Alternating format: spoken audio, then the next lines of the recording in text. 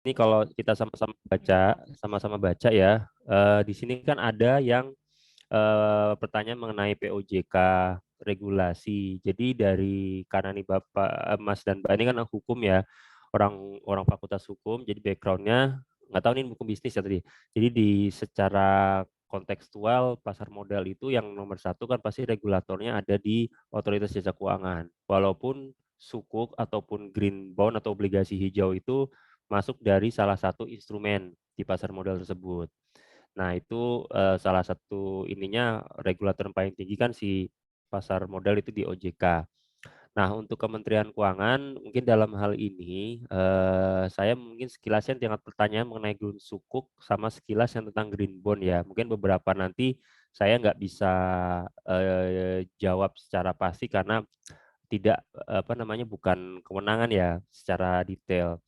Jadi Bapak, Mas dan Mbak, untuk ekosistemnya saya udah kasih tahu tadi ya, OJK ini yang secara keseluruhan mungkin nanti bisa dilihat dari departemen yang syariah kan di OJK juga ada. Kalau ingin langsung masuk ke apa namanya ke yang sukuk atau dengan apa namanya yang bond itu saya lupa departemennya apa. Tapi yang jelas skopnya di sini adalah mengenai pembiayaan yang hijau ya atau sustainable financing, pembiayaan berkelanjutan.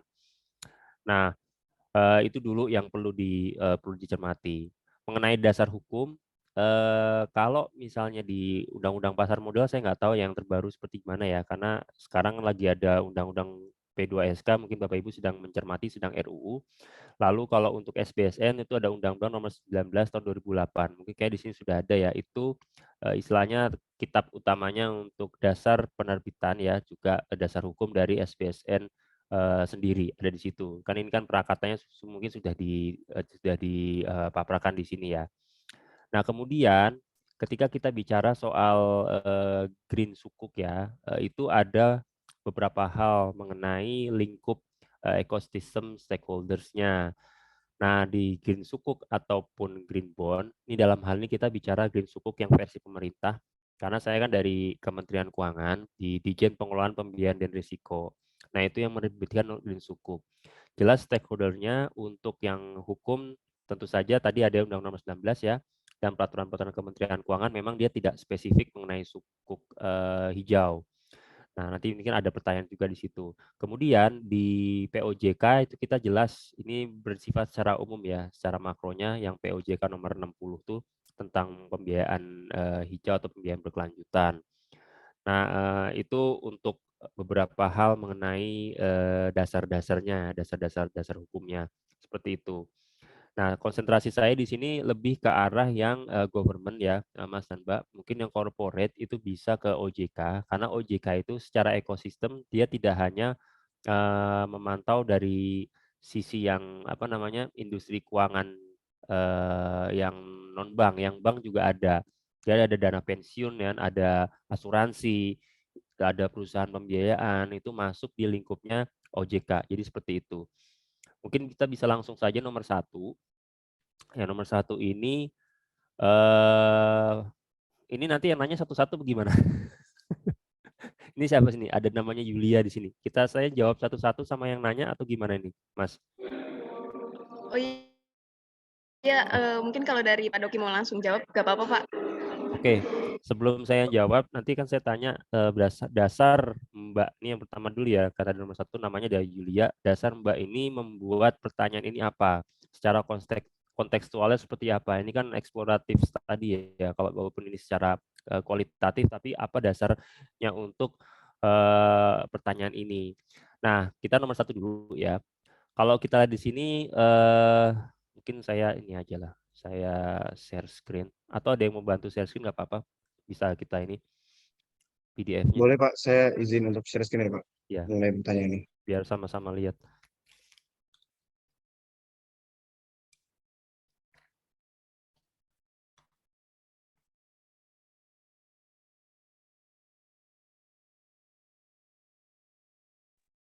Saya izin konfirmasi Pak, apakah sudah terlihat? Ya, sudah terlihat. Oke, jadi kalau pertama nih sukuk sama seperti dengan obligasi, tapi berbeda. Mbak Yulia, ini yang pertanyaan ya. nomor 1 tuh intinya Mbak ingin meng-highlight apa perbedaan sukuk dan obligasi. Saya konfirmasi, apakah benar seperti itu? Iya, betul, Bapak. Oke. Jadi intinya seperti ini, kalau untuk sukuk itu perbedaan utamanya adalah sukuk itu dia instrumennya sama-sama instrumen pembiayaan ya, dan dua-duanya itu melalui pasar modal. Jadi ekosistemnya masuk di pasar modal, hanya saja secara harfiahnya sukuk itu dia itu tidak bisa disebut 100% secara hutang ya. Kalau obligasi mungkin nanti secara hukum positifnya Bapak Ibu bisa baca ya di Undang-Undang Pasar Modal atau yang POJK. Kalau di obligasi itu kan bukti pengakuan ya, surat pengakuan atas hutang atau efek ya. Efek yang menyatakan merupakan bukti pengakuan atas hutang ya terhadap yang apa namanya obligornya ya, si penerbitnya terhadap nanti yang beli ya. Nah, kalau di sukuk itu dia adalah bukti penyertaan kepemilikan atas aset. Jadi perbedaannya adalah kalau misalnya di obligasi dia nggak ada namanya aset yang mendasari karena dia tuh kan money to money ya. Jadi dia hanya bukti semacam surat pengakuan hutang obligasi seperti itu. Sedangkan sukuk dia adalah bukti penyertaan atas kepemilikan aset yang mendasari sukuk itu untuk diterbitkan. Jadi dia ada namanya usufruct ya atau sorry pokoknya intinya adalah sukuk itu bukti penyertaan atas kepemilikan aset yang jadikan penerbitan dari sukuk tersebut. Jadi secara harfiah itu perbedaannya. Kemudian untuk yang lainnya prinsipnya kalau sukuk kan berprinsip syariah ya. Kalau obligasi itu konvensional. Jadi di sukuk itu dia tidak mengenal namanya bunga ya atau bunga berbunga. Jadi dia secara prinsipnya itu secara keuntungan dia bisa berupa ujroh ya, sewa, margin atau bagi hasil. Sedangkan kalau obligasi dia kan berupa keuntungannya berupa bunga atau kupon. Jadi beda secara prinsip di sukuk itu lebih ke syariah. Nah, kemudian perbedaan lainnya yang mendasar adalah pihak yang terkait. Di sukuk itu dia punya namanya obligor pasti ada ya, investor juga ada, tapi dia punya namanya special purpose vehicle atau tulis saja SPV. Nanti cari sendiri aja nama artinya apa. Jadi SPV itu bertindak sebagai trustee ya, atau yang ditunjuk untuk menerbitkan sukuk dan hal-hal yang terkait tentang pengelolaan aset dan juga pengelolaan apa namanya instrumen dari pengelolaan penerbitan asetnya dan instrumen dari si penerbit ke investor. Jadi fungsinya SPV itu ya sebagai perusahaan penerbit sukuknya itu seperti itu. Nah, sedangkan kalau di obligasi ya konvensional, ya dia hanya si obligor atau si issuer penerbit dan si investor seperti itu. Jadi di sukuk itu pasti ada namanya SPV, Special Purpose Vehicle. Jadi seperti itu ya. Tadi saya bilang kalau yang di obligasi itu bukti pengakuan atas utang, tapi kalau di sukuk itu tadi dia berupa sertifikat sih sebenarnya, sertifikat bukti kepemilikan atas aset seperti itu. Nah itu kalau basicnya dari sukuk sama bonds ya. Nah untuk SPV tadi saya ulangi lagi dia sebagai badan hukum yang didirikan khusus untuk penerbitan sukuk seperti itu. Fungsinya apa? Dia sebagai issuer, sebagai counterpart dalam transaksi pengalihan aset ya dan juga bertindak sebagai trustee atau wali amanah mewakili kepentingan investor. Jadi ada 3. Jadi di tengah-tengah tuh dia ada SPV. Walaupun ada pemerintah di sini, Government of Indonesia, ada investor. Nah, tengah-tengahnya ini yang menghandle tadi semua dari sisi aset, dari sisi mewakili kepentingan investor, dari sisi issuance penerbitannya dia diamanahkan ke SPV, Special Purpose Vehicle. Seperti itu. Itu yang nomor 1 ya. Nah, kalau nomor 2, ini nanti Mbak bisa lihat di OJK ya, bisa lihat di Departemen Syariahnya yang OJK. Jadi sukuk-sukuk di Indonesia itu ada sukuk intinya gini. Kalau dibilang jenis sukuk itu kan bisa jadi penerbitnya. Penerbitnya itu pemerintah dan juga ada segi korporasi. Korporasi itu bisa emiten-emiten, bisa BUMN, bisa perusahaan-perusahaan yang sudah go public ya. Jadi proses emisinya kalau Bapak Ibu kan ada di hukum bisnis, pastilah nanti ada underwriter-nya dan lain-lain, itu sama. Nah, kalau di pemerintah juga proses emisinya ada yang di internasional juga ada yang di domestik, sama kayak yang di korporasi.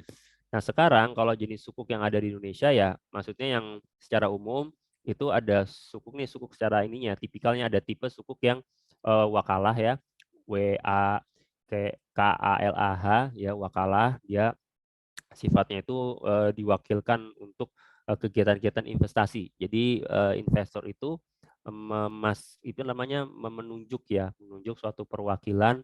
Nah, perwakilan ini seperti manajer investasi seperti itu. Jadi dia mewakilkan kalau misalnya di pemerintah dia ke SPV tadi untuk melakukan kegiatan investasi. Nah, itu wakalah. Yang kedua adalah ada sukuk mudharobah ya. Sukuk mudharobah ini sistemnya dia ada mudharib ya, ada maksudnya ada yang penyedia dana dan ada juga yang apa namanya untuk pengelolanya gitu. Jadi ada penyedia dana, ada pengelola proyeknya. Itu namanya sukuk mudharobah. Terus ada sukuk murabahah juga ada. Dan yang paling sering itu adalah sukuk ijaroh ya. Ijaroh itu dia seperti leasing Bapak Ibu. Jadi dia sifatnya tuh sewa menyewa ya, akadnya sewa menyewa dan keuntungannya itu ada di penyewaan, hasil penyewaan dari asetnya itu yang mendasarinya. Tapi rata-rata kalau di Indonesia itu dia pakainya sewa menyewanya itu dia hanya nilai manfaat yang disewakan. Jadi kalau misalnya barang milik negara, kalau pemerintah, dia tidak mengakibatkan kepemilikan itu berpindah, tapi dia hanya sebagai nilai manfaat atau usufruct, nilai manfaat yang diambil dari nilai aset tersebut. Nah, itu yang digunakan. Jadi tidak ada kepemilikan yang seperti dulu diklaim, wah tuh Gelora Bung Karno jadi aset zaman dulu dipindah, enggak, karena hanya nilai manfaatnya saja. Nah, itu secara secara jenis-jenis sukuknya ada di situ ya kalau tadi itu. Kemudian untuk yang nomor 3, pihak-pihak mana saja yang dapat menerbitkan sukuk, apakah hanya dapat dilakukan di pasar modal? Ya seperti saya katakan tadi, sukuk itu merupakan salah satu instrumen keuangan yang memang ekosistemnya diterbitkan di pasar modal. Infrastruktur regulator utamanya tentu saja pasar modal itu di OJK. Di OJK, kemudian dia tunduk dan patuh juga di secara apa namanya infrastruktur regulatorinya itu ke BEI ya. Terus ekosistem yang lainnya dia juga tetap ada KSI ya, Custodian Central Effect untuk apa namanya efeknya yang disimpan rekeningnya itu ada di KSI. Nah, kemudian apa namanya apakah penerbitannya memang ya itu memang hanya dilakukan di pasar modal seperti itu. Nah, pihak yang menerbitkan sukuk adalah yang pertama tadi yang saya sebutkan pemerintah bisa karena secara nominal outstanding dari sekitar 2.200 sekian triliun itu dipegang oleh penerbitan terbanyak ya di negara kita di domestik nih 2.200 triliun itu sudah diterbitkan oleh pemerintah untuk sukuk yang bersifat apa namanya sukuk negara. Jadi surat berharga syariah negara. Sedangkan untuk di domestik corporate ya yang biasa menerbitkan itu biasanya emiten, bisa emiten BUMN merupakan korporasi biasa itu hanya sampai dengan Desember itu dia baru 83,56 triliun untuk corporate issuance. Jadi Bapak, Mbak dan Mas bisa membedakan ya bahwa ini masih ada gap yang cukup besar. Jadi issuance atau penerbitan di Indonesia itu untuk pemerintah dia sudah menerbitkan sebanyak 2.200 dengan tujuannya untuk pembiayaan APBN ya tentunya. Nah, di sini secara selain itu dia juga sebagai benchmark ya, sebagai benchmark bagi emiten ya, emiten itu bisa BUMN atau korporasi sebagai benchmark sebagai benchmark untuk menerbitkan sukuknya. Karena apa? Biasanya secara teori karena untuk government bonds atau sukuk ini kan dipersamakan seperti government bond ya secara jenisnya itu dia freeze free adalah instrumen keuangan yang bebas risiko ya. Artinya kalau misalnya itu default, dia kemungkinannya kecil kecuali negaranya dalam keadaan bangkrut. Seperti itu. Jadi ya itu yang bisa menerbitkan. Yang pertama pemerintah, yang kedua di korporasi. Nah, kalau dibilang cakupan penerbitannya bisa sama, yaitu domestik dan global. Seperti itu. Itu yang nomor 3 ya. Nah, perkembangan saat ini, apakah hampir sepenuhnya sukuk yang diterbitkan dari pemerintah? Ya, tadi yang saya katakan, mungkin saya ulangi lagi ya, sampai dengan Desember 7 ya, Desember 7 2022, sejak tahun 2008, pemerintah telah menerbitkan surat berharga syariah negara atau SBSN, disebut juga sukuk negara ya, SBSN, itu sebanyak 2.223,01 triliun. Jadi saya ulangi 2.223,01 triliun. Jadi bisa dibayangkan Mas Mbak, total sukuk yang beredar adalah kebanyakan dari pemerintah. Sedangkan untuk dari sektor korporasi itu baru tadi itu baru 83,56 sejak tahun 2022. Ya, itu data per 7 Desember. Jadi kan seperti bumi dan langit ya. Nah, ini yang mungkin bisa kita atau bisa Mas dan Mbak gali kenapa seperti itu. Pertanyaan berikutnya mungkin masih ada ya relate dengan itu. Nah, itu yang untuk nomor 3. Apa sebenarnya membuat keraguan pihak swasta menerbitkan sukuk? Ya, yang pertama adalah untuk standarisasi struktur akad-akadnya ya. Kita kalau di Indonesia secara endorsement-nya memang dari DSN MUI. Tapi kalau secara internasional dia ada namanya regulatory body ya. Nah, regulatory body itu AAOIFI ya, AAOIFI ya. Ya itu nanti bisa dicari ya.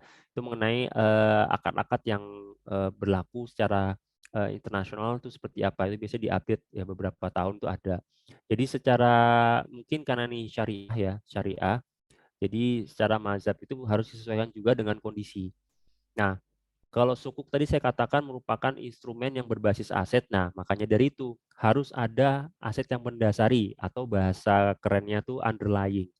Nah, underlying ini yang digunakan mungkin agak sedikit susah ya untuk mencari underlying yang digunakan. Karena bedanya apa? Kalau misalnya obligasi diterbitkan bisa langsung, tapi kalau sukuk itu diterbitkan nilai penerbitannya itu harus match dengan aset yang mendasarinya. Jadi harus punya aset sebesar sekian ya sebagai underlying-nya untuk dapat menerbitkan sukuk tersebut sebagai suatu instrumen pasar modal. Itu seperti itu ya. Jadi mereka itu melihat dari keselarasan struktur akad, jenis transaksi dan kebutuhan pendanaannya. Seperti itu. Dan tentu saja dilihat dari jenis aset yang mendasarinya tuh ada atau enggak gitu, disesuaikan dengan akad-akadnya. Itu yang membuat masih agak ini. Yang kedua adalah masalah kalau secara instrumen itu masalah likuidasi ya. Masalah likuiditas, liquidity.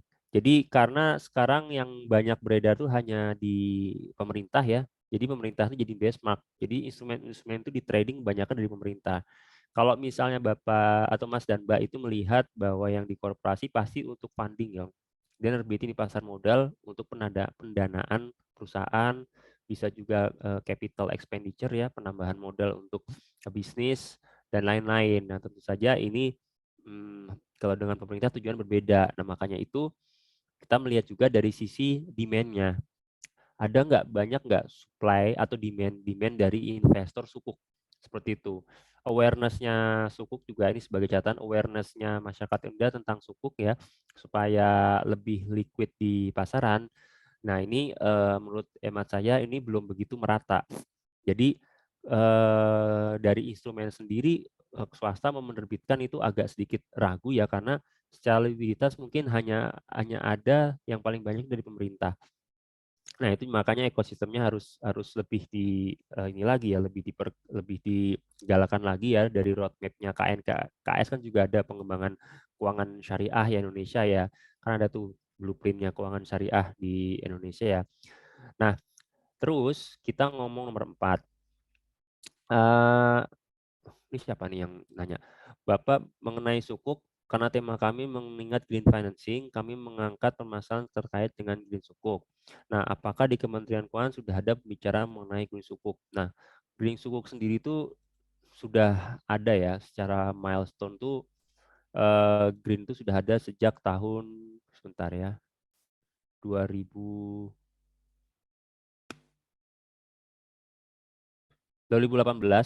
ya, sejak tahun 2018. Jadi pertama kali Global Sovereign Green Sukuk ya, atau sukuk negara Global Sovereign Green Sukuk. Nanti bisa dicari ya ininya tulisannya sovereign seperti apa. Artinya sukuk negara yang diterbitkan oleh pemerintah di pasar internasional, di pasar modal internasional itu tahun 2018 dan Indonesia merupakan penerbit pertama kali untuk green sukuk versi pemerintah ya. Jadi ini merupakan yang pertama kali walaupun di negara-negara lain juga ada tapi dia nggak pure sovereign ya. Ada juga di Polandia itu yang sebenarnya paling pertama di Polandia. Nah, seperti itu. Nah, itu di pasar global. Kemudian bagaimana di pasar domestik? Di pasar domestik kita mengenal green sukuknya green sukuk retail. Jadi ditujukan kepada investor-investor retail. Karena itu sebutnya retail ya artinya siapa saja ya bisa beli ya dengan minimum requirement harganya sekian. Nah, tadi saya katakan sejak 2018 sampai dengan 2022 itu untuk yang suku global. Nah, kalau yang dari domestik itu dari 2019 ya. Itu sudah ada. Jadi capaian-capaian green sukuk itu atau sukuk hijau ya, green financing dari pemerintah itu kan instrumennya dari green sukuk yang merupakan instrumen pembiayaan APBN. Nah, jadi sejak tahun 2018 sampai 2022 itu sudah mendapatkan 15 penghargaan internasional tuh untuk green sukuknya. Ya, dari Euromoney, dari The Asset, Climate Bond Initiative. Jadi secara internasional sudah diakui. Nah, untuk domestik tentu saja ini sasarannya adalah untuk retail ya, sebagai pendalaman pasar keuangan syariah. Jadi supaya rakyat bisa beli ya, dan dari hasil penerbitan sejak 2019 sampai dengan sekarang itu dinominasi oleh generasi milenial sebagai investornya. Karena ini merupakan instrumen yang berbasis hijau yang hasil penerbitan dari instrumen baik global sukuk maupun yang domestik sukuk retail ini ditujukan untuk pendanaan atau mendanai kembali proyek-proyek yang ramah lingkungan atau berwawasan lingkungan. Jadi green project. Nah, itu nanti ada namanya lagi eligible project. Jadi proyek yang benar-benar eligible karena ini kan pemerintah ya. Secara ini merupakan bagian dari pembiayaan APBN. Jadi pasti sudah ada proses untuk memilih mana proyek-proyek yang eligible. Eligible itu artinya dapat dibiayai oleh green sukuk ini hasil penerbitannya. Nah, terus dalam penerbitan green sukuk, apakah ada perbedaan yang signifikan dengan sukuk? Ya perbedaan tadi, kalau yang green sukuk dia harus bertemakan green dalam arti kata dari penerbitannya sendiri dia harus mengikuti framework. Nah, framework itu dari sejak tahun 2008 ya. Sebentar. Untuk yang framework itu di tahun 2016 itu udah namanya Green Framework ya. Green Framework itu Green Bond Principle, kita deriver dari situ, Green Bond Principle. Nah, dengan itu kita mengikuti asas-asas yang berlaku secara internasional untuk penerbitan Green Bond atau Green Sukuk. Seperti itu. Jadi secara garis besar seperti itu ya.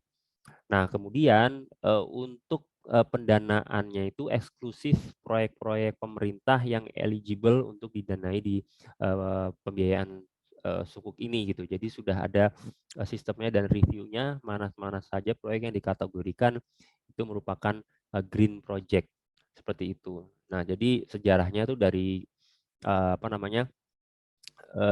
Green Bond Principle itu yang digunakan sebagai dasar di bulan sekitar bulan pokoknya bulan di medio 2018-an lah itu sudah mulai. Nah, untuk sekarang dia itu pakai prinsipnya green SDG ya, bukan green tapi SDG, Sustainable Development Goals Securities Framework. Jadi nanti bisa untuk menerbitkan green bond dan green sukuk. Ya, jadi sekarang sudah pakai prinsipnya itu SDG ya, Sustainable Development Goal Security Framework. Seperti itu. Kalau dulu kan masih pakai Green Bond Principle atau Green Sukuk Framework. Nah, di Green Bond Principle atau Green Sukuk Framework itu ada hal yang paling mendasar untuk menerbitkan sukuk hijau. Jadi yang pertama ya dari Green Bond Principle itu adalah project evaluation-nya. atau project selection, salah. Jadi project selection, mana proyek-proyek yang akan dipilih untuk menjadi sukuk, dibiayai oleh sukuk. Itu yang pertama ya. Jadi project selection and evaluation. Yang kedua adalah use of proceed ya. Use of proceed itu artinya dana yang digunakan dari penerbitan sukuk hijau itu digunakan untuk apa. Yang ini juga harus salah satu yang jadi perhatian ya dari prinsipal tersebut. Dan nomor 3 adalah management of proceed atau manajemen pengelolaan dana yang akan disalurkan ke proyek-proyek hijau. Jadi yang nomor 3 management of proceed. Nah, yang keempat itu namanya reporting. Jadi Mas dan Mbak, perbedaan antara sukuk biasa sama green sukuk itu atau obligasi dengan green bond ya, itu adalah mereka harus membuat namanya impact report atau laporan dampak pembiayaan dari sukuk hijau. Nah, dalam hal ini green sukuk itu diterbitkan itu utamanya adalah untuk adaptasi dari perubahan iklim.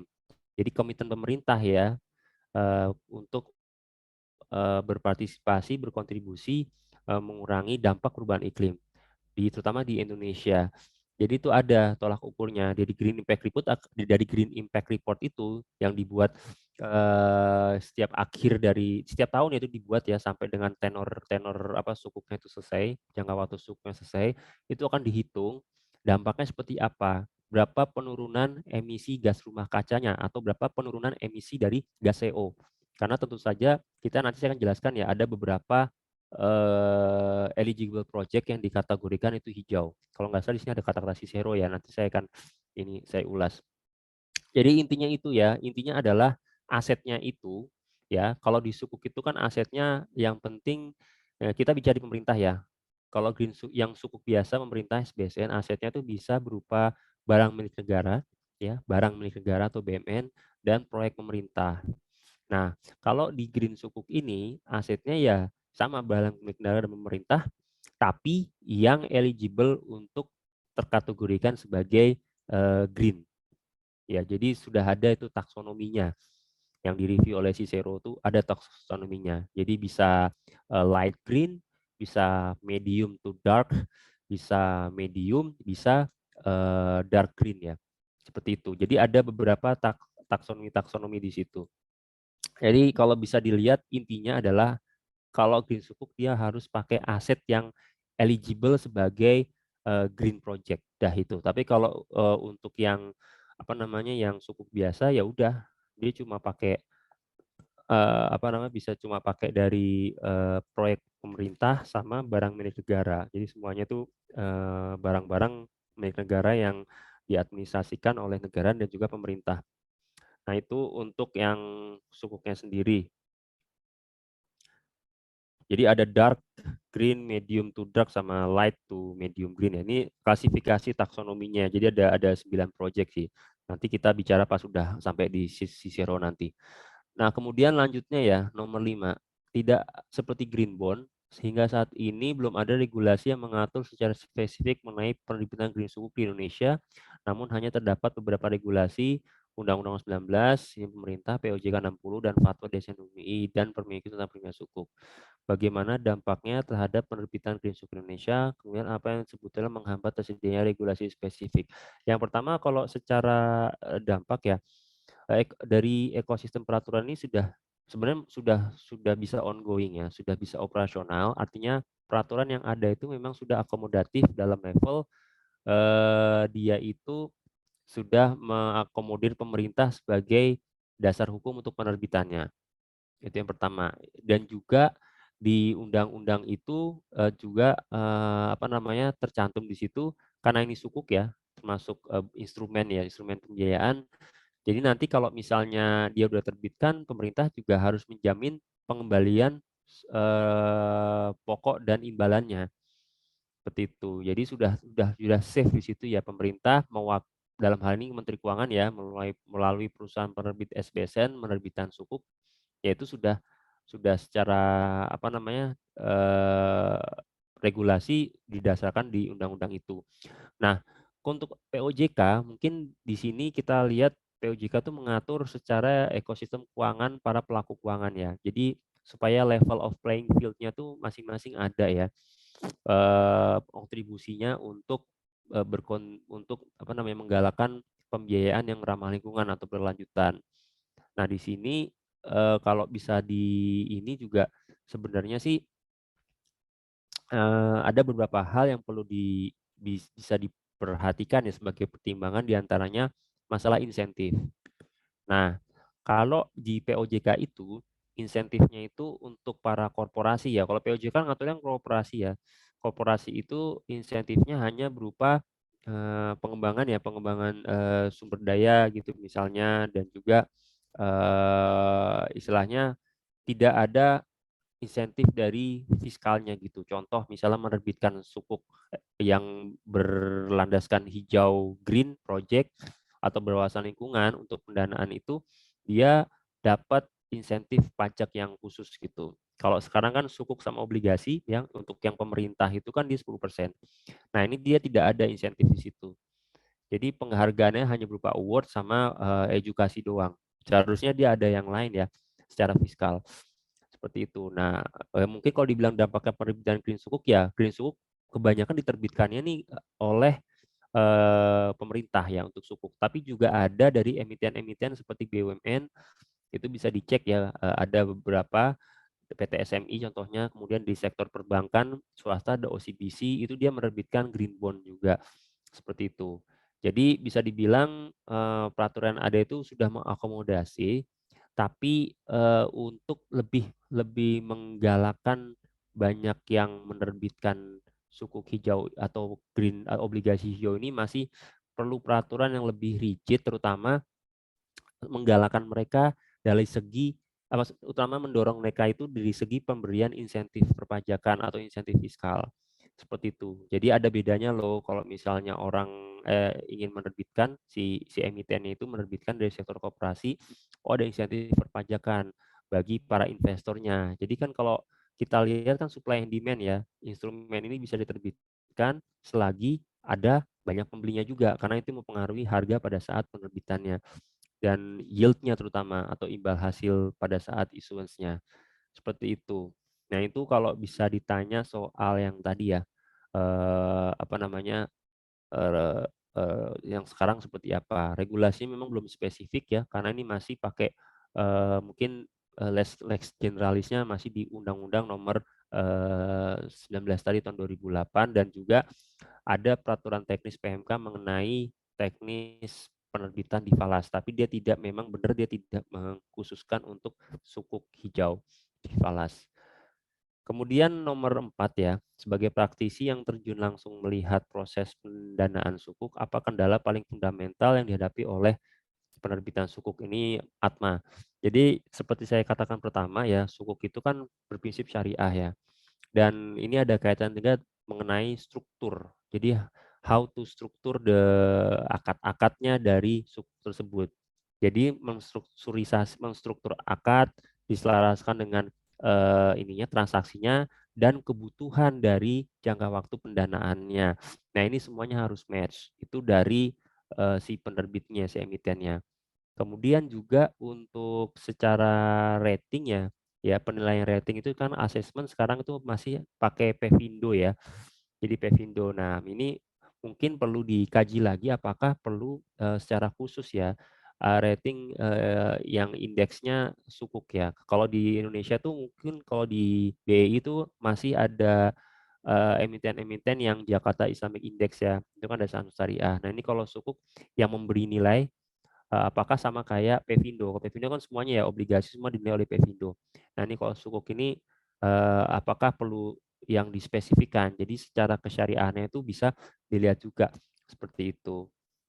Nah, kemudian yang permasalahan yang nomor 3 adalah ketersediaan underlying aset.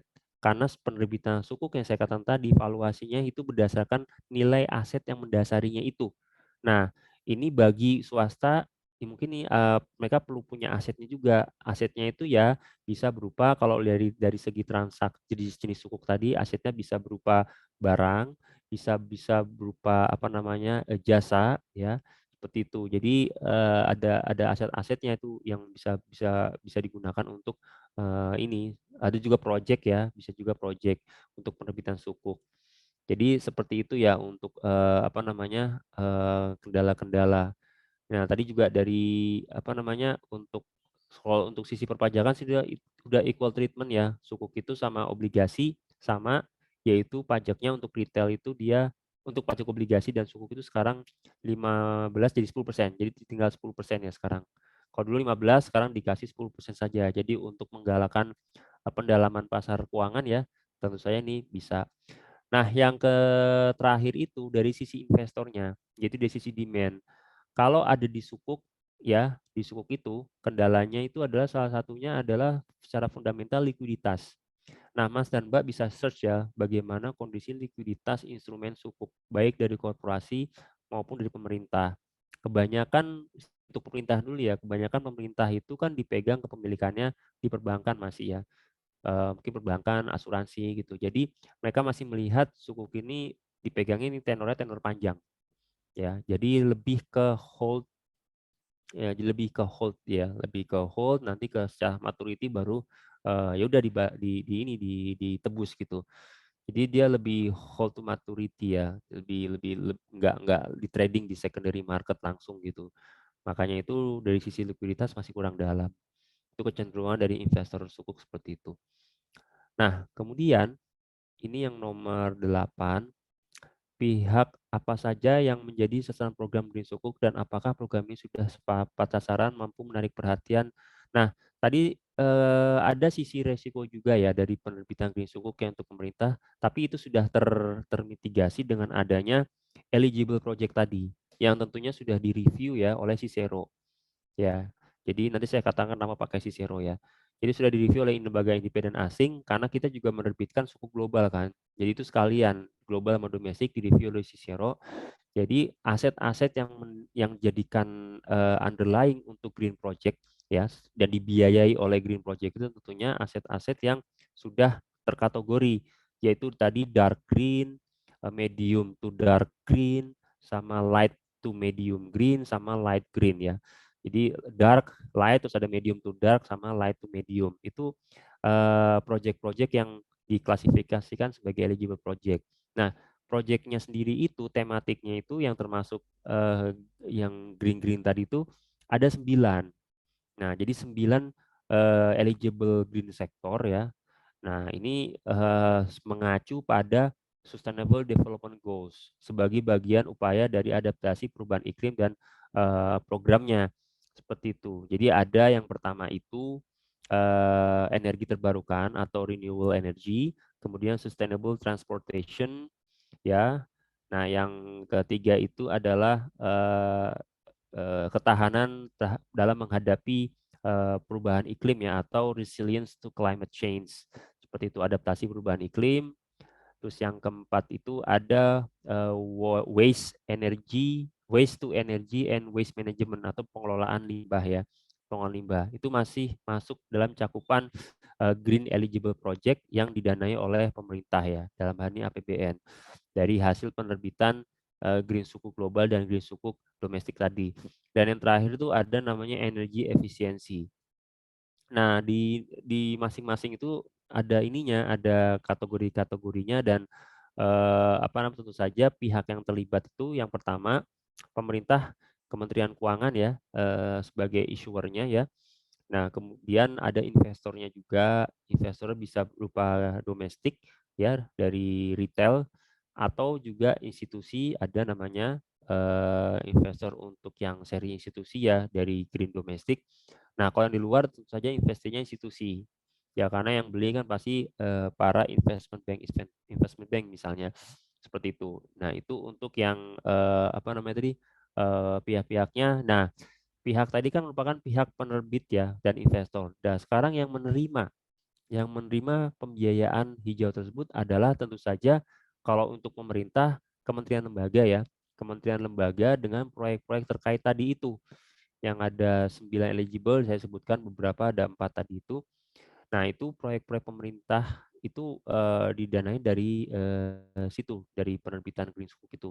Jadi kementerian-kementerian lembaga, terutama Kementerian KLHK ya, Lingkungan Hidup dan Kehutanan, dan juga Kementerian Sumber Daya Kementerian PUPR ya, Pekerjaan Umum Perumahan Rakyat dan Kementerian Perhubungan ya. Itu beberapa kementerian-kementerian yang proyeknya ada yang didanai oleh Green Sukuk. Ya, Green Sukuk ini karena apa? Karena dia masuk ke kategori eligible green project seperti itu. Tadi yang ada saya sebutkan tadi ada renewable energy, ada adaptation to climate change, seperti itu. Ada sustainable transportation juga Kementerian Perhubungan itu juga masuk.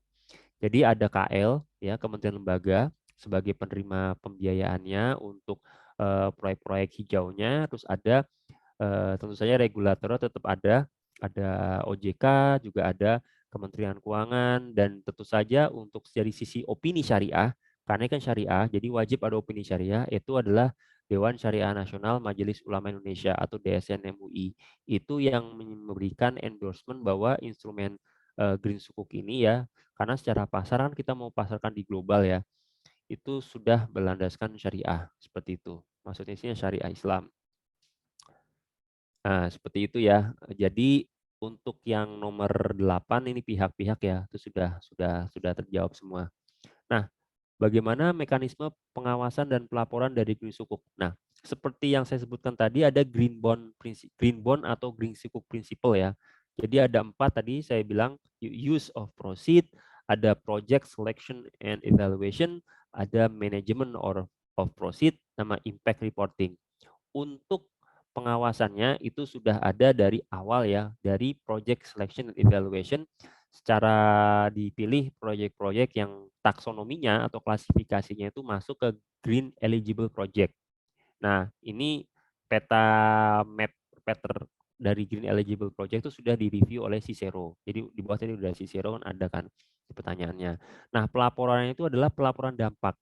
Jadi melaporkannya itu adalah setiap tahun akan menerbitkan pelaporan dampak sebagai akuntabilitas penggunaan dana untuk proyek-proyek ramah lingkungan, di mana dananya tersebut berasal dari investor sukuk hijau ya, green sukuk global maupun green sukuk domestik.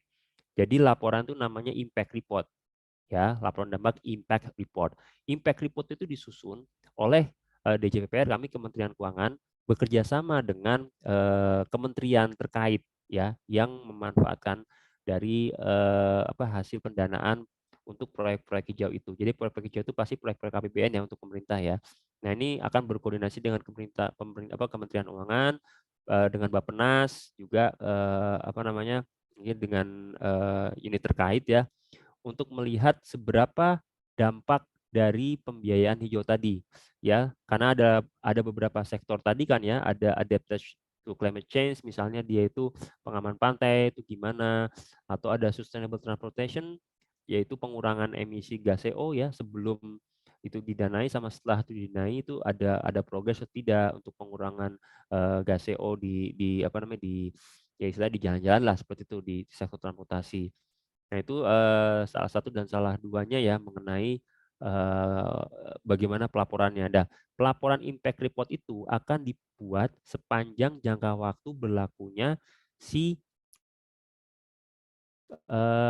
Green Sukuk itu. Jadi kalau Green Sukuk kan instrumen keuangan ya, diterbitkan untuk 30 tahun. Ya selama 30 tahun dia bikin Green Impact Report. Seperti itu. Nah, ini salah satunya yang ya kita harus comply ke peraturan, tapi memang itulah buah pertanggungjawaban. Jadi kalau dibilang cost of issuing-nya dari green ini mungkin bisa dibilang lebih ekspensif ya, lebih mahal dibanding yang ini sendiri, yang original atau konvensional dari obligasi atau sukuk. Seperti itu. Jadi kalau dilihat dari pelaporan itu sudah ada ya, nanti ada Green Impact Report ya, Mas atau Mbak bisa lihat di situsnya www.djppr.kemenq.go.id, nanti ada namanya Green Impact Report dari tahun 2018 ya, itu 2019, 2020, 2021, 2022 itu ada. Jadi Impact Report proyek-proyek yang didanai oleh penerbitan SBSN atau Sukuk Negara Hijau, itu ada di sana. Seperti itu. Nah, apa lagi nih?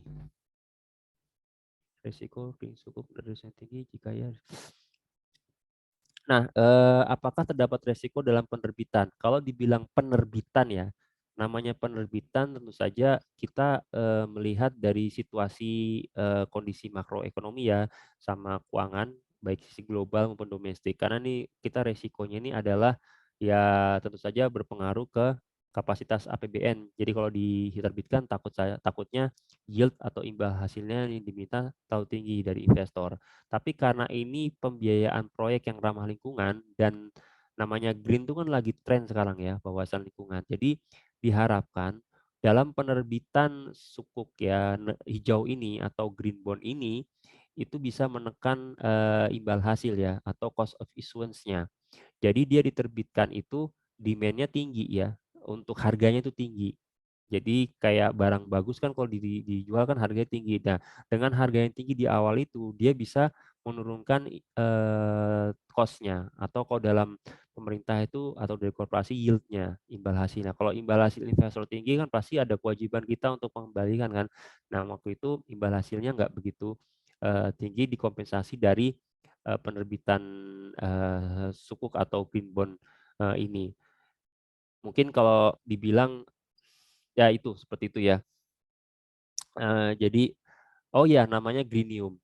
Jadi tadi itu yang dimaksudkan diharapkan kalau misalnya penerbitan sukuk hijau atau obligasi hijau itu investor dapat apa namanya istilahnya bukan investor dan si issuer. Jadi pertama issuer dulu ada greenium. Jadi dia secara cost lebih rendah. Seperti itu, secara cost lebih rendah karena harga diterbitkannya sudah tinggi. Seperti itu. Dan itu salah satu pembeda ya antara konvensional dengan yang green ya. Seperti itu. Nah, sekarang tantangan lainnya adalah kurangnya insentif pemerintah. Ada tadi insentif proyek ramah lingkungan. Nah, proyek-proyek ramah lingkungan itu memang belum ada insentif khususnya, itu benar. Karena insentifnya itu belum ada kalau secara fiskal dia masih pajaknya berlaku sama kan PPh apa namanya PPh 2 yang final kan ya. Pajaknya itu pajak pertambahan nilai kalau nggak salah ya. PPh sorry PPh nanti kan dilaporkan final. Jadi PPh-nya itu masih 10%. Masih 10%. Jadi insentif perpajakan khususnya belum ada dan masih berlaku umum.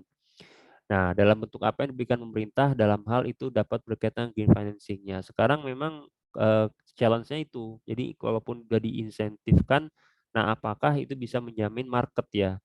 Yaitu ketersediaan instrumen di pasar gitu karena dari segi trading yang diperdagangkan nih tidak sebanyak dengan yang konvensional.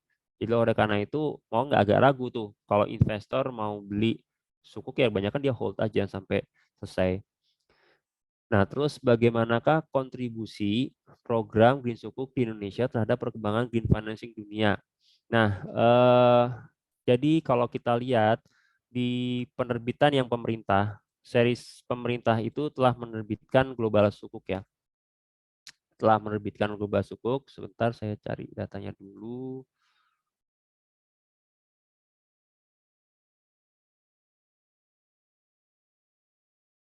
Nah, di pasar internasional ya, global market ya, untuk global sukuk itu sudah 100 Indonesia berkontribusi sebanyak 26,9 miliar US dollar atau 22,35 ya 26,9 miliar atau 22,35 dari keseluruhan proporsi global sukuk yang diterbitkan oleh negara-negara.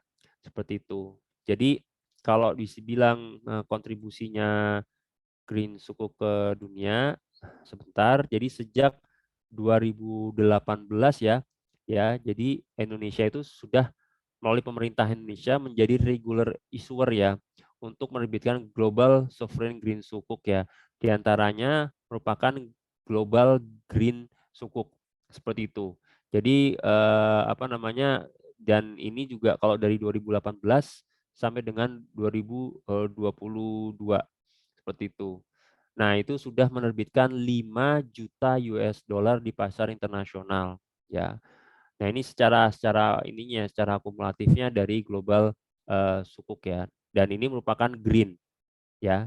Jadi investor green ini tujuannya itu untuk investor green. Jadi 29 bukan 20 pokoknya proporsinya itu untuk investor green. Jadi bisa dibilang Indonesia itu tahun 2018 misalnya ya Nah, dia sudah 1,25 miliar.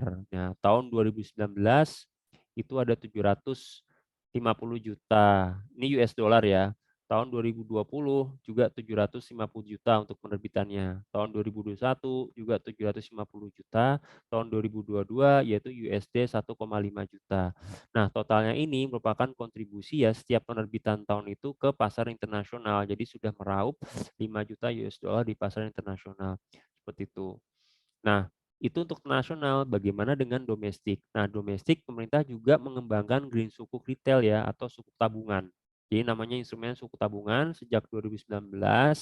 Nah, penerbitan itu juga merupakan penerbitan yang hijau, sukuk hijau pertama retail di dunia. Dan sampai dengan saat ini untuk data per November itu sudah 11,88 triliun.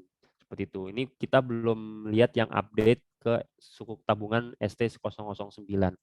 Jadi itu adalah ini ya secara ini. Jadi kalau untuk yang domestik ya sampai dengan November saya ulangi itu baru yang sudah mencapai 11,88 triliun untuk green sukuk retail domestik. Nah, itu belum termasuk yang sukuk tabungan 009 yang kemarin baru saja tetapkan hasil penjualannya. Nah, bagaimana peluang yang dimiliki oleh green sukuk ke depannya dalam pasar modal Indonesia? Nah, sebenarnya ini kita bicara di supply and demand ya. Potensi peluangnya tinggi ya untuk green sukuk karena tadi kebutuhan gap ya dari pembiayaan hijau karena secara untuk negara Indonesia sendiri ya sebentar saya lihat datanya dulu. Itu ada namanya untuk memenuhi NDC ya, National Determined Contribution ya, sebagai sumbangsih komitmen pemerintah dalam kerangka agenda penanganan perubahan iklim dengan tujuan skala global. Jadi Indonesia itu membutuhkan 29% ya porsi untuk penurunan emisi dari upaya mandiri dan mencapai angka 41% dengan kemitraan internasional ya sampai dengan 2030 melalui pengembangan proyek hijau yang berkelanjutan. Jadi dengan adanya proporsi itu di 29% secara mandiri dan 41% dengan kemitraan, artinya masih ada potensi untuk menutup gap tersebut. Baik, ini tidak hanya dari sisi pemerintah. Jadi nanti diharapkan dari sisi korporasi ya BUMN juga swasta itu bisa juga bergerak ya untuk menciptakan pembiayaan-pembiayaan inovatif yang berwawasan lingkungan ya, bertemakan sustainable ya, seperti itu. Nah, dengan menjadikan pemerintah itu sebagai benchmark, ya kan sukuk hijau green yang internasional maupun yang domestik bisa jadi benchmark buat sektor swasta atau korporasi dalam ikut serta membuat instrumen-instrumen pembiayaan berkelanjutan seperti itu. Jadi tidak hanya tanggung jawab di pemerintah saja, jadi itu bisa diamplifikasi untuk memobilisasi sumber-sumber dana yang lebih luas. Karena sumber dana itu bisa saja jadi dari filantropis kan. Ya, tidak hanya dari investor, dari filantropis juga ada untuk menghimpun dana dalam rangka pembiayaan hijau yang berkelanjutan seperti itu. Jadi ke depannya ini masih sangat berpotensi ya.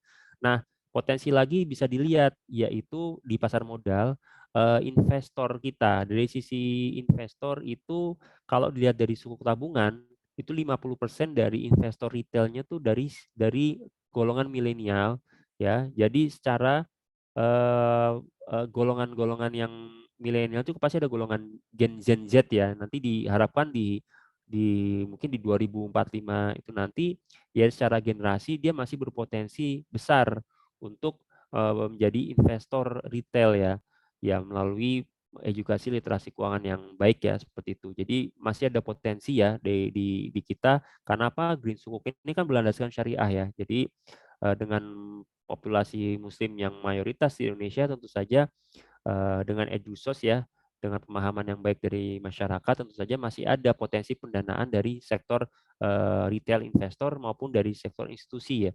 Yang penting adalah di sini instrumen itu harus bisa bisa lebih digalakkan yang diterbitkan agar likuiditasnya bisa tidak terlalu sulit ya, artinya, liquid ya di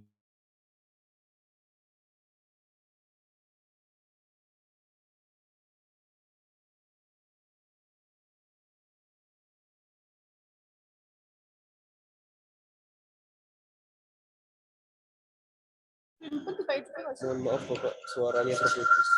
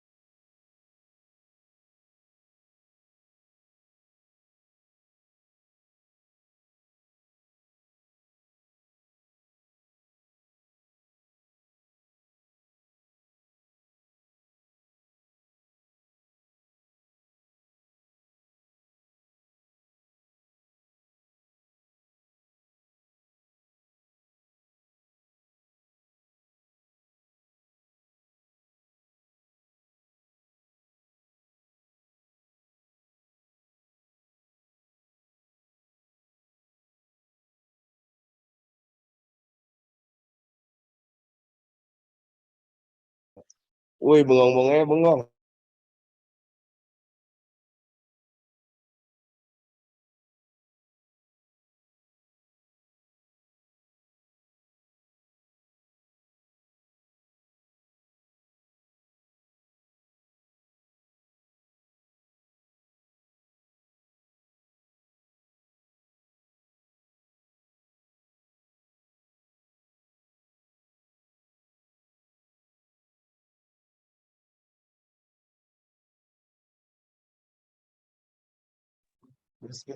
Nopal, Nopal, sehat Nopal. Aman, Kak. Nopal, kamu kalau di Zoom tambah ganteng, Nopal. Ayo, masih di record loh.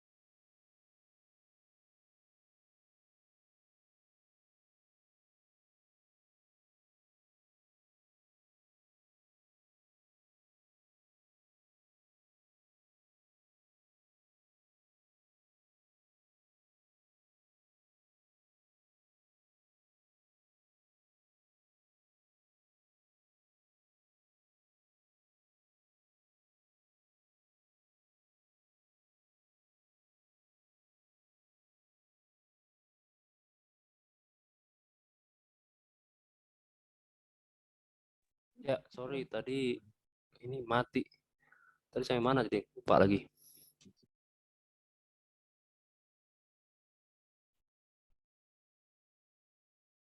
Apakah standar sektor untuk membagi kira-kira yang hijau ya? Untuk sektor ini itu ada namanya 9 eligible green project ya, yaitu sudah direview dari Cicero. Jadi ditulis saja itu review taksonominya itu berdasarkan apa namanya dari Sustainable Development Goal ya untuk proyek-proyeknya. Jadi kategorinya itu berupa ada dark green, ada medium to dark, ada medium to light, sama light green. Seperti itu. Jadi itu untuk yang kategorinya. Jadi tadi ada dark green, medium to dark, ada light to medium, sama light green. Nah, mungkin saya ulangi ya. Tadi kalau untuk yang masuk ke dark green itu ada renewable energy sama resilience to climate change ya. Jadi itu intinya itu energi terbarukan dan adaptasi terhadap perubahan iklim. Nah, kemudian yang untuk medium to dark green itu ada sustainable transportation, ada tadi waste to energy atau pengolahan limbah ya. Juga ada green tourism, ada sustainable agriculture. Tapi yang baru digunakan itu adalah sustainable transportation sama pengelolaan limbah tadi atau pengelolaan waste.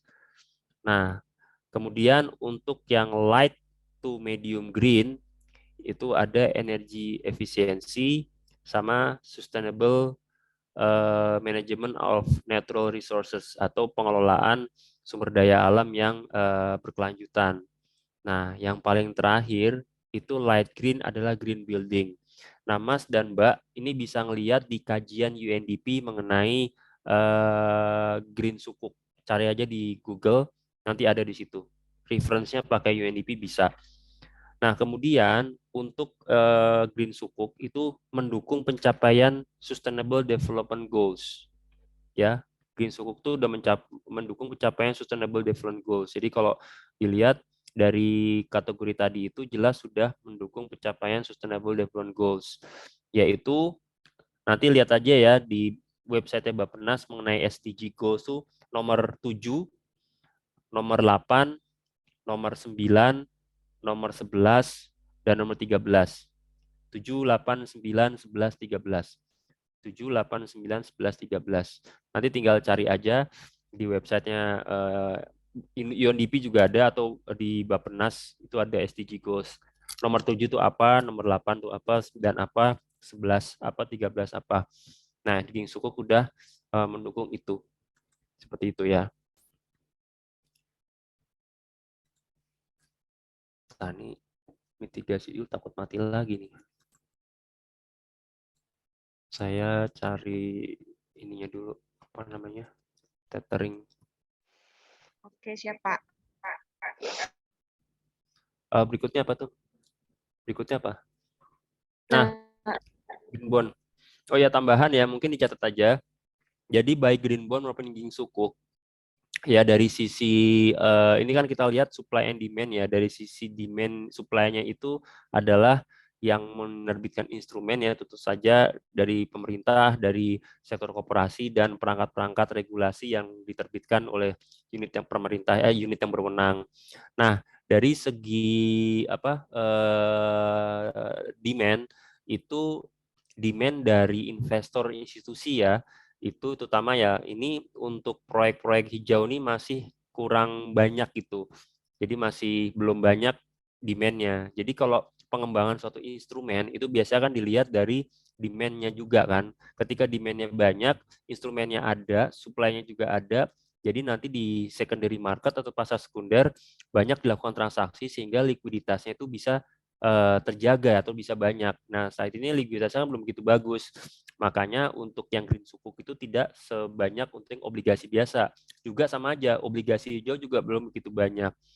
Nanti kalau bisa dilihat dari statistik di OJK ya, untuk penerbitan green tuh masih hanya beberapa saja yang menerbitkan green.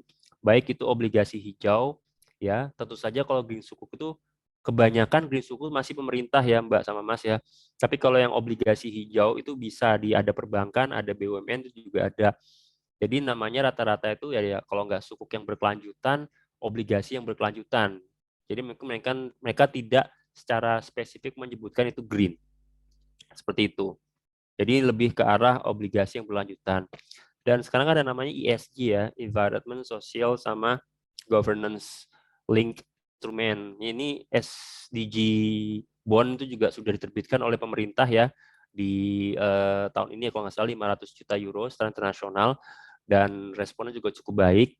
Jadi pada intinya itu kalau kita lihat kenapa ini agak sedikit kurang ya karena itu tadi untuk hal-hal yang berhubungan dengan berwawasan lingkungan harus ada ada laporan penggunaan dana untuk proyek tersebut, yaitu impact report, terutama dampaknya.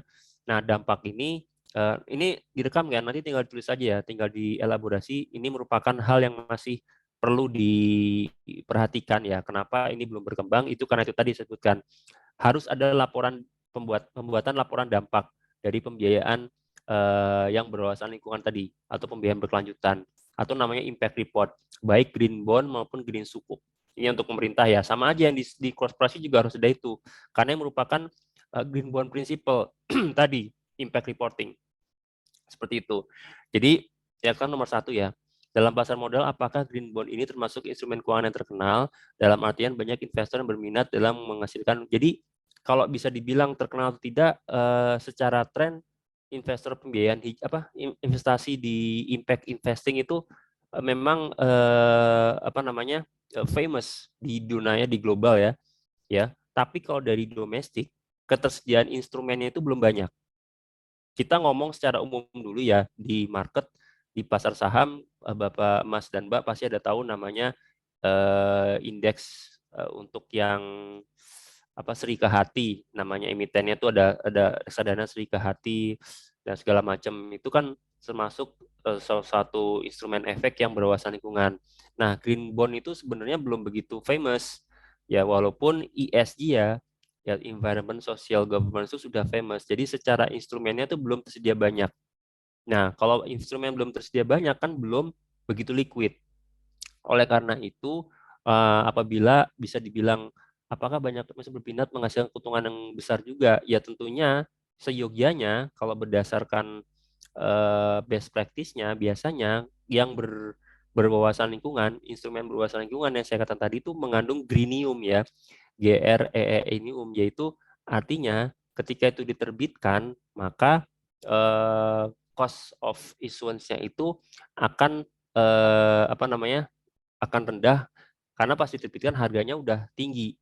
Jadi kalau dari sisi investor sih sebenarnya ya ini masih so-so ya.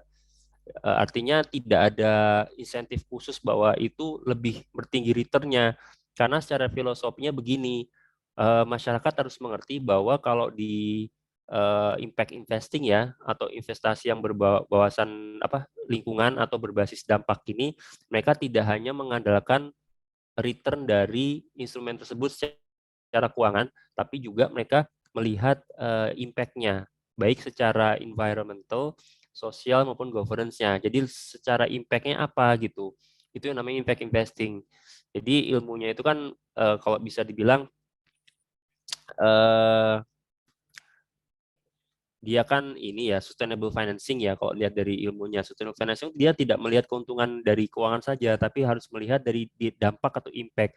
Nah, ini yang mungkin menjadi kesulitan ya dalam beberapa emiten atau korporasi yang menerbitkan. Dan untuk pemerintah sendiri kita berkoordinasi juga kan, tadi saya katakan tadi ada Bappenas, ada kementerian terkait juga, mungkin kemitraan dengan UNDP dan juga tadi review dari Cicero, dan juga dari satu lagi ya saya lupa yang mungkin ditambahkan dari dukungan dari ininya joint lead manager-nya ya untuk yang global sukuk dalam impact report.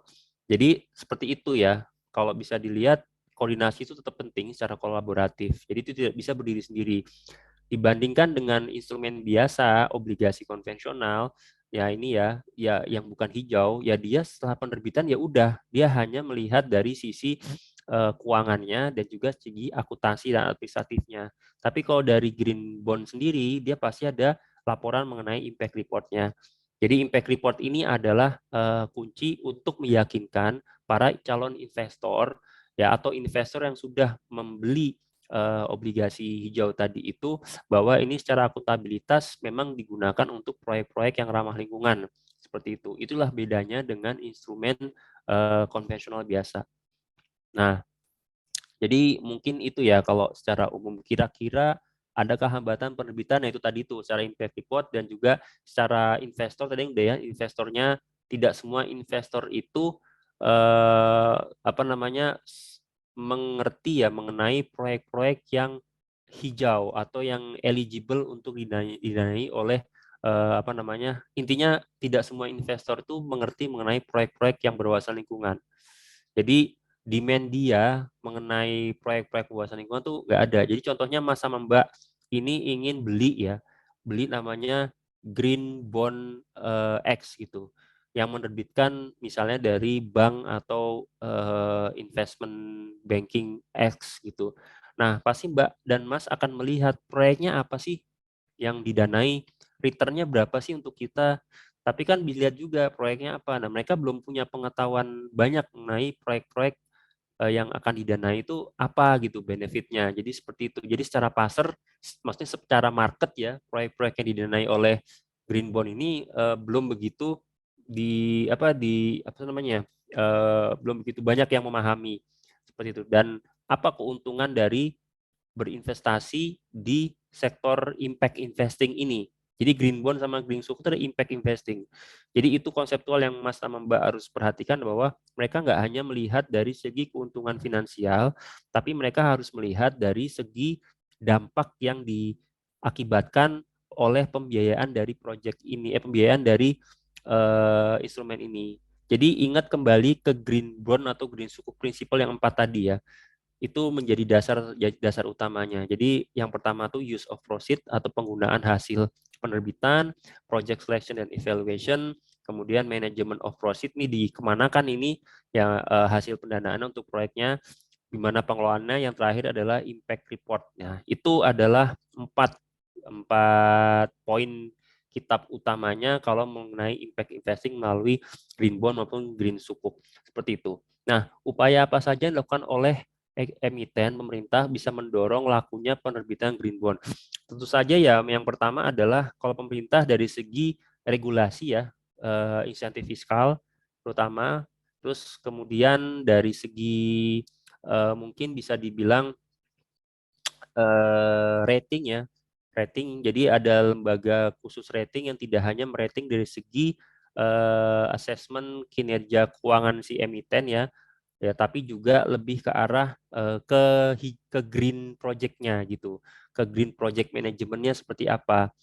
Jadi bukan green, maksudnya ke green instrumennya. Jadi apakah instrumen itu benar-benar green, itu juga harus ada suatu lembaga penilai ya atau lembaga rating yang bisa mengakses itu seperti itu. Nah itu dari segi regulatori, dari segi regulatory body, dari segi infrastruktur peraturan tadi juga ada, dan insentifnya selain fiskal itu ya juga harus ada yang lain ya.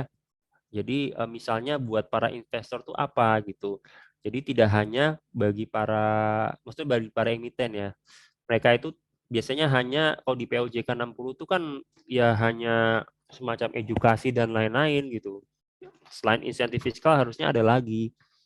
Itu artinya misalnya kemudahan apa gitu. Jadi harus ada insentif ya untuk bisa mendrive di emiten itu selain dari fiskal tadi untuk dapat lebih aware menerbitkan green sukuk atau green bond ya. Dalam artian contoh rating ya atau seperti apa gitu. Jadi seperti itulah.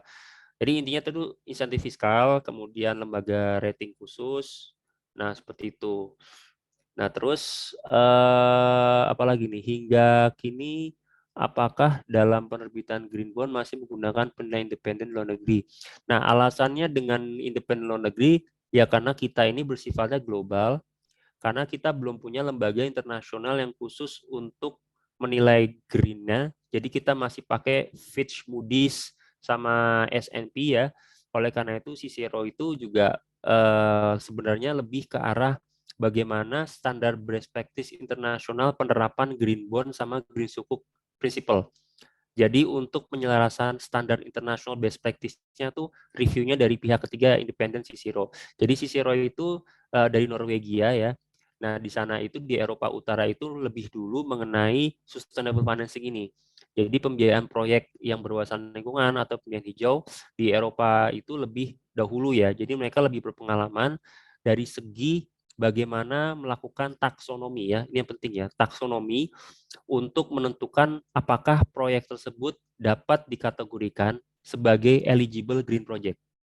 Ya, jadi untuk menentukan pembagian taksonominya, apakah proyek yang didanai dari green bond atau green sukuk tersebut merupakan proyek yang dikategorikan eligible green project atau eligible untuk didanai dari instrumen pendanaan hijau. Jadi kita masih menggunakan standar best practice.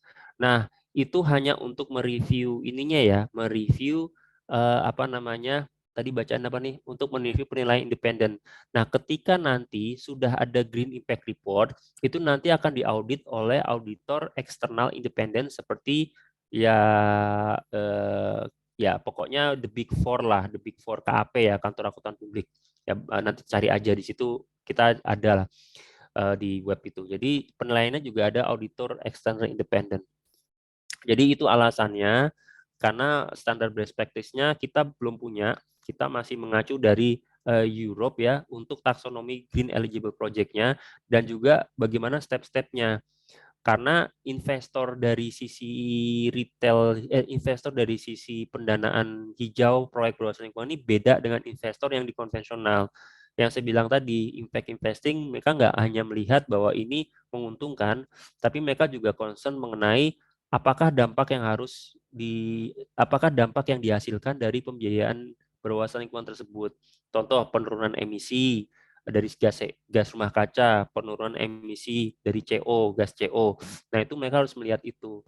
Jadi Mas dan Mbak, kalau kita bicara soal green ini, kita tidak hanya melihat dari segi pricing-nya atau apa namanya bagaimana instrumen ini dinilai, divaluasi, tapi juga melihat dari bagaimana instrumen ini memberikan manfaat terhadap proyek hijau yang didanai atau proyek berwawasan lingkungan didanai. Mungkin itu ya. Ini K independen ya, KAP independen. Seperti itu. KAP eksternal atau KAP independen. Ada lagi yang kurang? Tadi kayaknya mungkin saya ada yang terlewat atau seperti apa ya. Tadi karena sempat ini off mati. Baik Pak, terima kasih atas penjelasannya mengenai mengenai pertanyaan-pertanyaan yang kami ajukan. Mungkin sebelumnya saya izin bertanya Pak. Jadi di sini saya izin share screen dulu.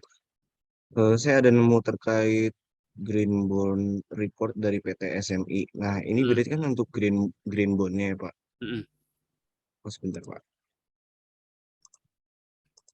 Berarti nanti ini bentuknya ada yang sama, tapi bentuknya suku gitu ya Pak. Ini kan saya nemu yang dari SMI. Ya, Mas buka aja website www.djppr.kemenq.go.id, cari Green Report, Green Impact Report. Itu yang kalau ini kan dari korporasi, kalau dari sektor pemerintah Green Sukuk Report tuh ada di situ. Dari 2020, 2021, 2019 tuh ada. Namanya Green Impact Report. DJPPR tuh ada. Seperti itu. Jadi gambarannya itu adalah list of eligible project yang tadi, kemudian dampaknya itu apa. Itu aja, penurunan emisi rumah kaca lah, penurunan CO lah, atau peningkatan apa namanya bangunan untuk menahan abrasi air laut, di situ ada semua. Seperti itu. Jadi dampaknya ada sosioekonomi, ada kuantitatif, ada kualitatif. Seperti itu. Jadi Mas dan Mbak, kalau ada namanya green, ini ada beginian. Jadi bagaimana kerumitannya, dia tidak hanya meng-issue, tapi dia bertanggung jawab membuat ini. Seperti itu. Tapi ya, gitu aja. Tapi saya dari sisi, banyaknya dari sisi pemerintah ya, kalau dari sisi korporasi, saya sih sarankan, Mas dan Mbak ini bisa interview juga, menggali informasi dari OJK atau dari PT SMI. Cari aja orang di LinkedIn itu ada mungkin dari PT SMI. Mereka bisa share dari sisi korporasi seperti apa. Seperti itu. Kalau dari hukumnya, dari segi landasan peraturan ya itu tadi ya undang-undang ya saya tahunya cuma POJK ya untuk yang secara pasar modal ya karena baru itu. Dan insentifnya pun dia belum ada insentif khusus secara fiskal.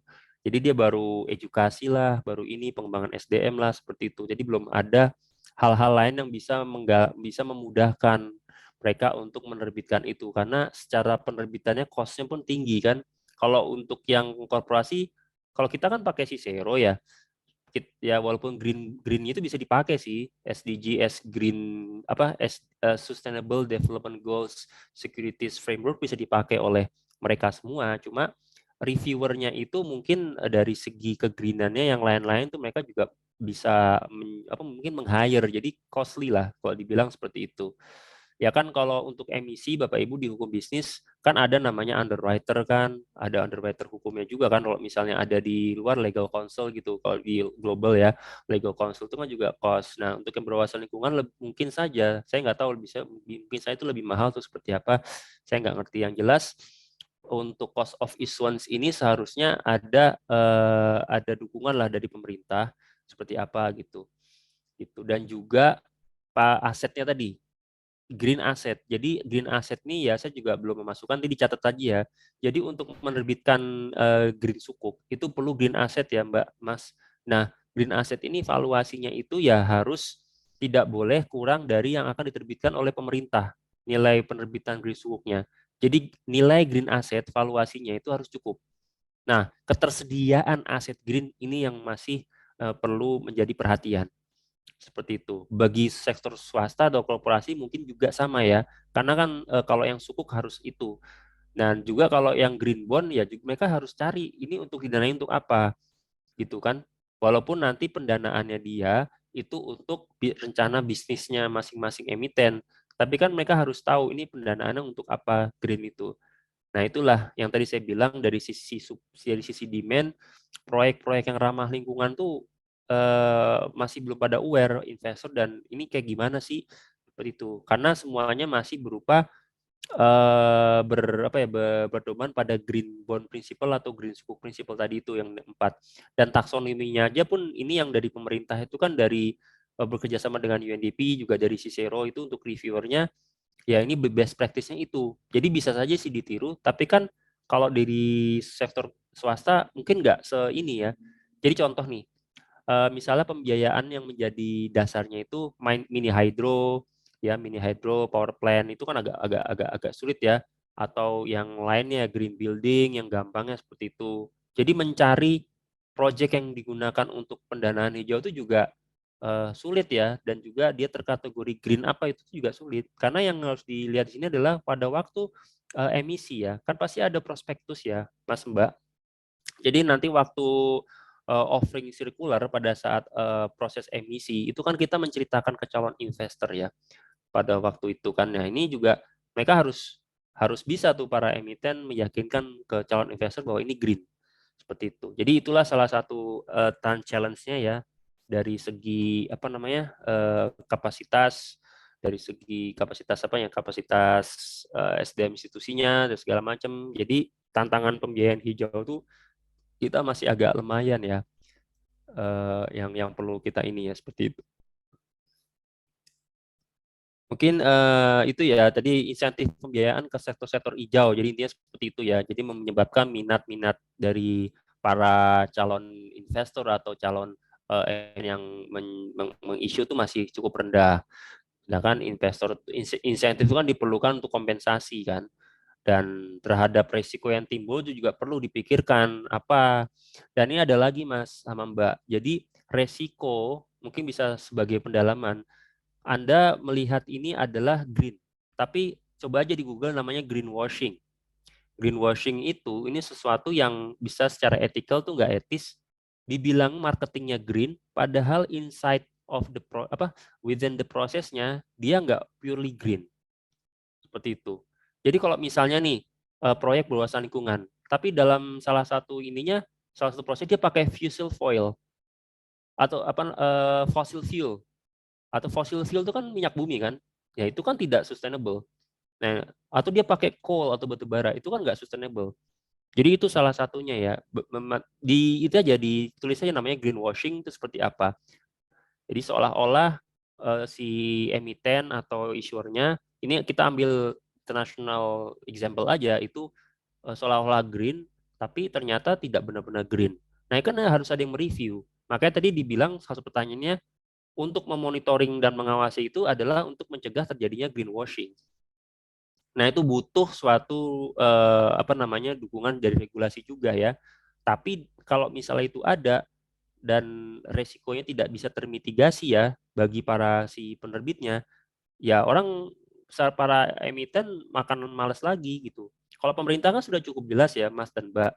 Jadi framework sudah ada. Kita kan menggalakkan di sektor korporasinya supaya green sukuknya itu lebih banyak instrumen sektor green financing itu dari obligasi maupun sukuk itu nggak ada dari pemerintah aja. Jadi kalau di pasaran nanti udah banyak instrumen-instrumen yang berwawasan lingkungan gitu. Jadi kan lebih banyak tradable gitu. Mungkin itu aja sih tambahan saya. Oke, baik. Terima kasih banyak Pak Doki atas penjelasannya tadi sangat komprehensif, Pak. Mungkin satu pertanyaan sih Pak dari saya masih penasaran di bagian tadi ya green suku retail ya kalau di Indonesia. Kalau green suku retail tuh underlying asetnya berupa apa ya Pak? Soalnya kan kayak semacam retail gitu kan ya Pak, jadinya kayak eceran gitu. Mungkin boleh tolong dijelaskan Pak. Jadi intinya green suku retail itu underlying-nya ini karena pemerintah yang menerbitkan, yaitu underlying-nya itu adalah proyek pemerintah sama barang milik negara yang bersifat green. Jadi ini namanya green asset, Mbak. Nah, secara akadnya itu dia pakai wakalah, artinya tadi kan saya bilang ada perusahaan penerbit SPSN kan, itu nanti dia dipasrahin ya, istilahnya istilahnya untuk mengkuasakan dari pemerintah untuk mengelola hasil dari pendanaan sumber dana dari investor tadi untuk membiayai proyek-proyek itu. Jadi tetap adalah yang diambil itu nanti adalah nilai manfaatnya. Jadi kalau dibilang apakah underlying-nya ya tadi itu green asset sama green project pemerintah seperti itu.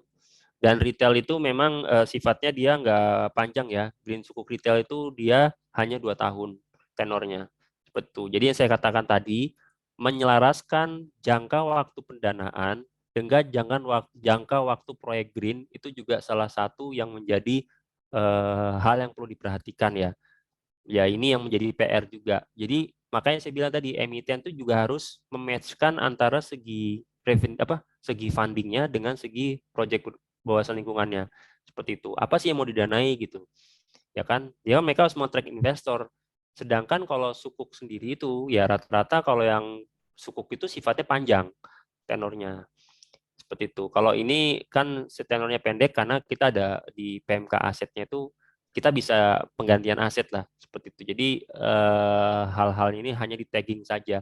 Namanya itu belanja KL, belanja kementerian lembaga yang berupa green tadi, green project sama green BUMN tadi itu barang milik negara itu di tagging ke kementerian-kementerian lembaga. Dan nanti hasil dari penerbitan green sukuk retail tadi, suku tabungan akan dari kas negara ya, dari Erkun itu akan dimasukkan ke untuk pendanaan proyek tadi itu. Jadi intinya seperti itu. Jadi hanya berupa underlying-nya saja Mbak kalau yang green sukuk retail. Jadi diperuntukkan untuk proyek-proyek pemerintah yang memang dia berwawasan lingkungan. Kategorinya tadi yang saya bilang dark to medium green seperti itu udah di review dari Cicero dan itu udah standar internasional, jadi kita masih pakai itu. Begitu. Oke, baik. Terima kasih banyak Pak Doki. Ini nampaknya dari teman-teman juga sudah cukup ya. Teman-teman yang online gimana? Noval sama Syifa sudah aman? Aman, Kak. Oke, karena sudah aman mungkin dari kami sekian sih Pak untuk pertanyaan. Mungkin sebelum ditutup ini sih Pak, kalau misalnya nanti kami mau riset lagi dengan Pak Doki, kira-kira boleh nggak Pak? Sebenarnya saya pengen ada tanda kutipnya, saya nanti minta bantuan responden juga dari Mbak sama Mas kalian. Oh. Jadi Yes. jadi begini, ini kan kalau saya kan cuma bilang saya ini dari sisi view dari pemerintah ya, tapi sebenarnya narsumnya bisa dengan yang lain juga nggak apa-apa. Yang kurang sih mungkin OJK, PT SMI atau yang lain juga bisa. Nah, saya juga pingin, saya lagi pingin ada rencana melakukan riset mengenai literasi keuangan sama perilaku investor green sukuk retail seperti itu, dan saya butuh responden. Nah, kalau saya bilang tadi kan bagaimana responnya milenial dan Gen Z terhadap instrumen tersebut, ya secara tren itu dan secara penelitian dari beberapa lembaga internal survei ya, itu untuk milenial itu sama Gen Z itu lebih prone ya, bahasa Inggrisnya sih prone ya, bahasa Indonesia apa ya, lebih accept ke impact investing atau sesuatu yang berwawasan lingkungan atau mendapatkan dampak langsung. Nah, ini benar apa enggak gitu? Itu dari sisi impact investingnya, dan dari sisi literasi keuangannya sendiri gimana perilaku dari Gen Z sama Gen Y ya untuk milenial. Nah, mungkin satu saat nanti saya hubungin siapa ya, Mas siapa ya? Saya boleh nggak misalnya dapat minimal ya 50 responden gitulah dari komunitas UNDP atau kawan-kawan untuk ngisi kuesioner untuk penelitian.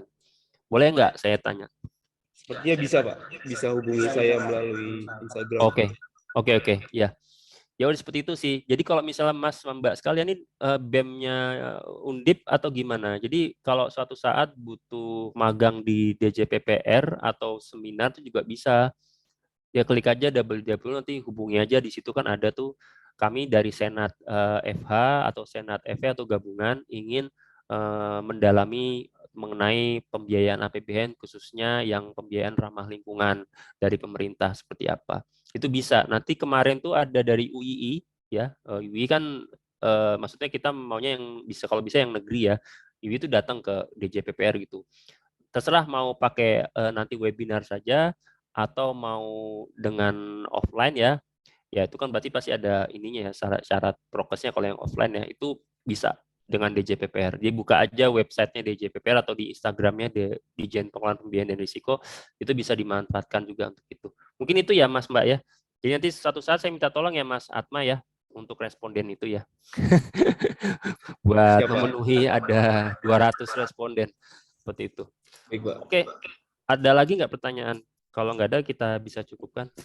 Oke, mungkin kalau pertanyaan sudah cukup sih Pak.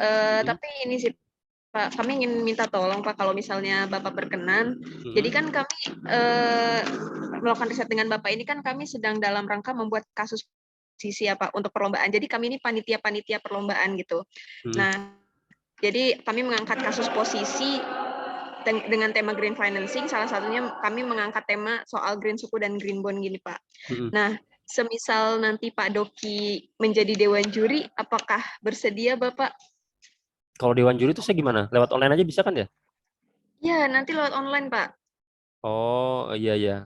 Tapi kalau dewan juri itu hari kerja apa hari ini? Untuk dewan juri itu, jadi rencananya perlombaan itu baru mulai bulan depan, Pak. Jadi Januari 2023. Nanti untuk dewan juri itu tugasnya menilai berkas dari para delegasi, Pak. Menilai paper dari para delegasi. Itu nanti kita mulai dari tanggal 16 sampai tanggal 28 Januari. Baru nanti di tanggal 4 Maret itu babak finalnya, Pak. Menilai ya.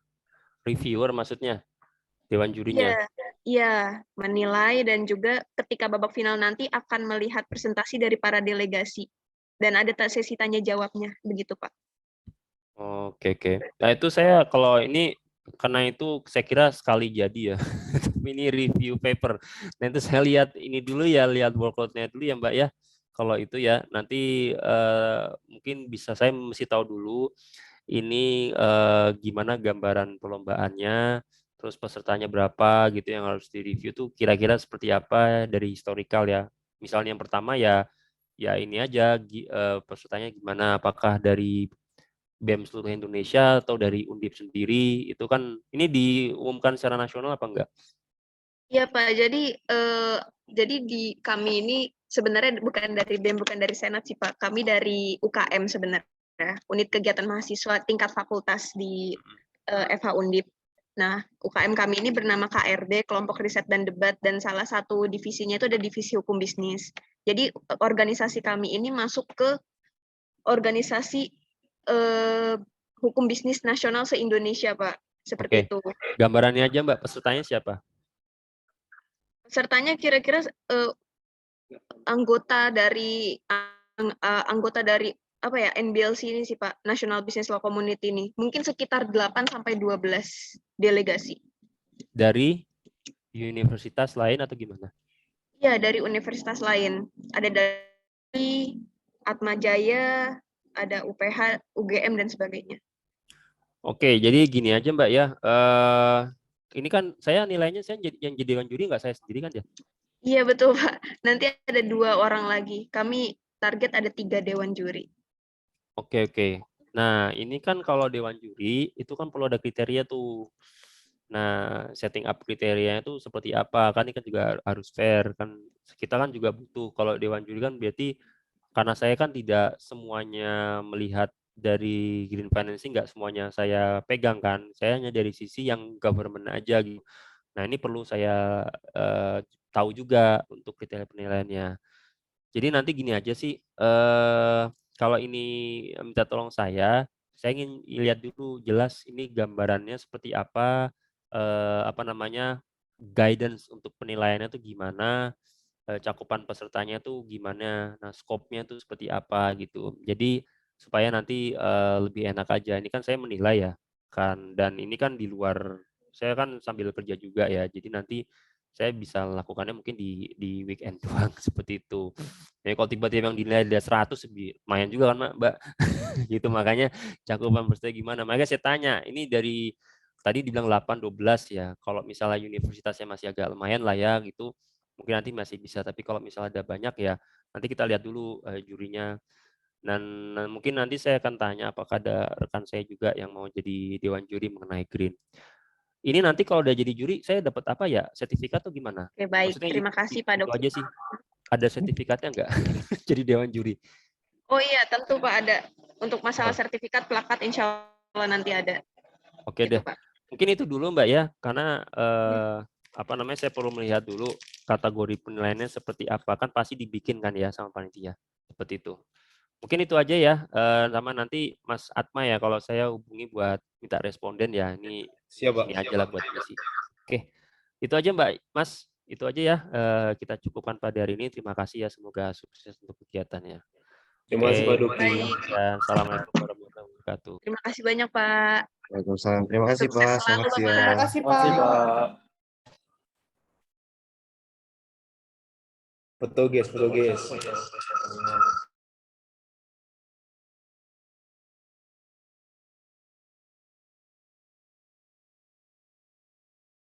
Bentar pakai filter dulu.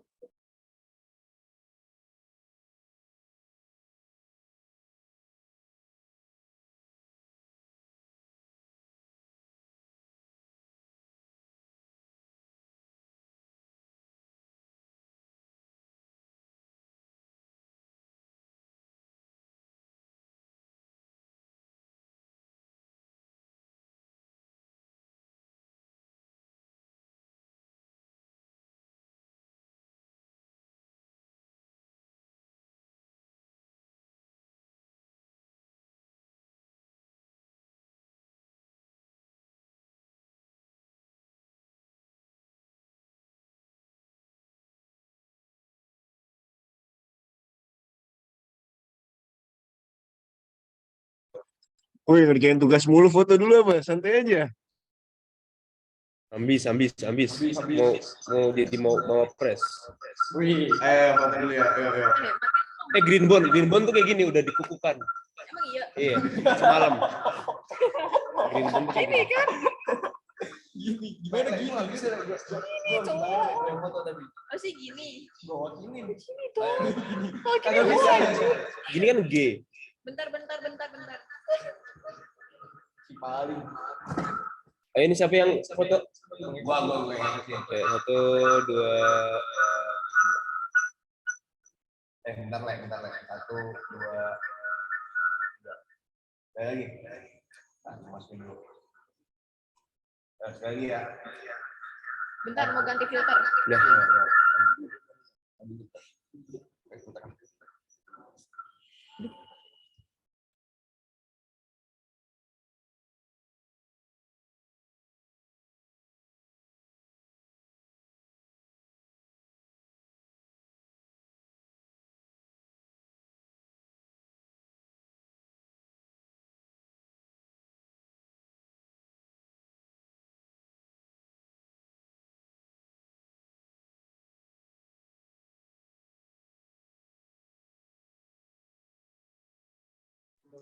Udah belum nih, udah belum nih?